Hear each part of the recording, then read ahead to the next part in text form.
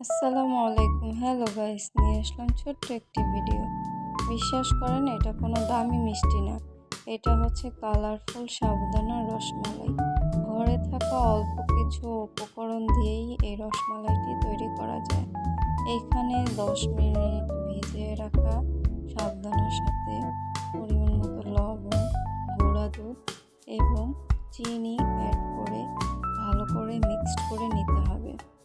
এরপর এর সাথে আপনারা চাইলে বিভিন্ন ফুড কালার ইউজ করতে পারেন অথবা স্কিপ করতে পারেন।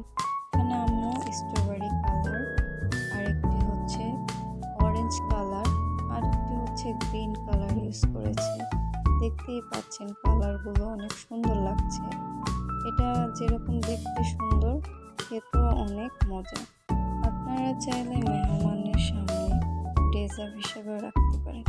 এভাবে মিষ্টির মতো করে গোল গোল করে নিতে হবে। দেখতেই পাচ্ছেন, দেখতে খুবই সুন্দর লাগছে। এটা পরিবারের সবারই খুবই পছন্দের একটি রসমালাই। আপনারা অবশ্যই বাসায় ট্রাই করে দেখবেন। এটা দেখতে যেমন সুন্দর, খেতে অনেক মজা।